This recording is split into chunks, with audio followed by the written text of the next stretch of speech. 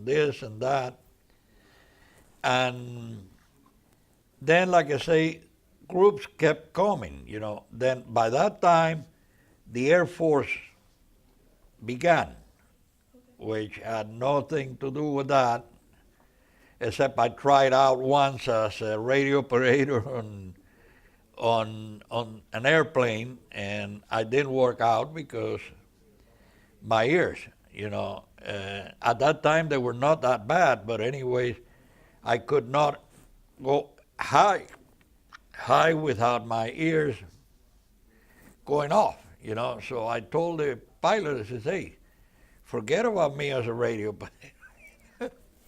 What was your most memorable day, story, or moment while training? While training? Yes. Well, there was quite a few. Mostly I remember, you know, how the different people got there, like my brother, cousins. Well, no, my cousins were already in there, but I mean, you know, it's like groups that got together, you know, and there was a lot of friendship and people that I met that I still, you know, love dearly. And I can say, you know, that we had like a saying that every time we got to the point where the place we were at was livable, they moved us elsewhere.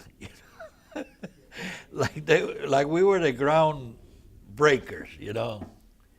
By the time they had showers and latrines at tracks, we were elsewhere, you know, breaking ground in another camp that later became the training ground for the tanks, you know, called Garrapatenango. Then after that, back to Panama. Or I mean, to us, going to Panama, for the guy that had been in Panama, going back to Panama.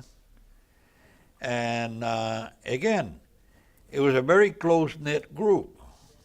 And we were like the radio operators were like a brotherhood. You know, we even had our own barracks. We had everything. You know, it's like when I see one of them, it's like seeing a brother, you know. And did you interact with the CIA before the invasion, and what were they like? Where? Did you interact with the CIA before the invasion, and if you did, what were they like? Before where? Before the invasion, before you went to battle? Oh, yeah. I was working with the CIA at the time of the invasion. And what were they like? I tell you one thing. I don't know if it's publishable or not. If you give something to them and you're worth it, you're an asset.